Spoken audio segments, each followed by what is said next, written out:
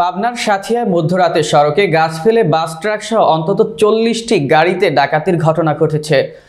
শুক্রবার দিবাগত রাত 1:30টার দিকে পাবনার সাথিয়া সড়কের সেচানিয়া ব্রিজের পাশে এই ঘটনা ঘটে।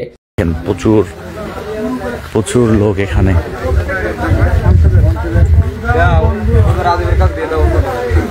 এই জায়গায় গাছ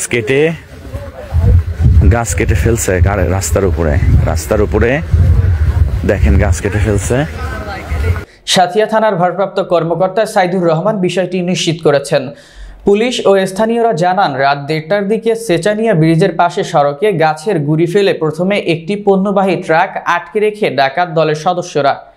এতে কিছু সময়ের মধ্যেই বাস, ট্রাক, প্রাইভেট কার ও হাইয়েস্ট সহ প্রায় 40টি গাড়ি আটকে পড়ে। এ সময় 40 থেকে 50 জন হাসুয়া, রামদা, ছুরি, চাকু সহ বিভিন্ন অস্ত্র নিয়ে পর্যায়ক্রমে গাড়িগুলোতে ডাকাতি চালায়।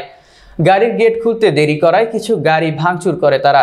এ সময় পরিবহন শ্রমিক ও যাত্রীদের মারধর করে তাদের সঙ্গে থাকা মোবাইল, টাকা ও অন্যান্য মূল্যবান সামগ্রী লুট করে নিয়ে যায়।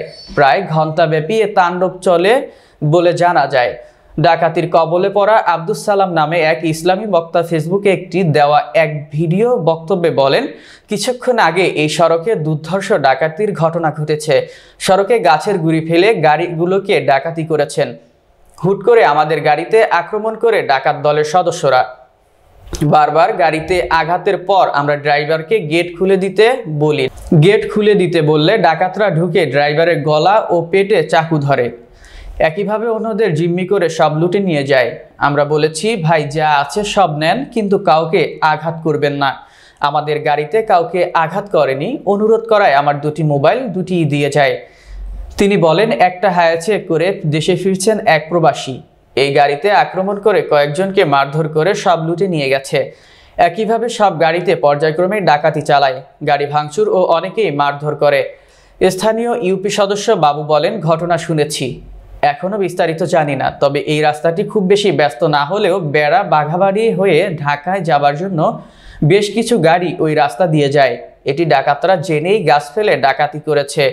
সাথিয়া থানার ভারপ্রাপ্ত কর্মকর্তা সাইদুর রহমান বলেন, খবর পেয়ে রাতেই পুলিশ পাঠানো হয়। সুনির্দিষ্ট করে বলতে না পারলেও কয়েকটি গাড়িতে ডাকাতির ঘটনা ঘটেছে।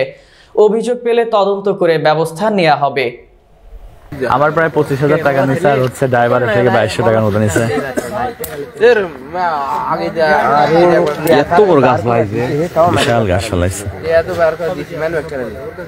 ড্রাইভার আমার কাছে কি গেছে আসে হইল ভাই, কথা বলেন না, আর কোপ মুখ দেবে যাবার। আল্লাহ।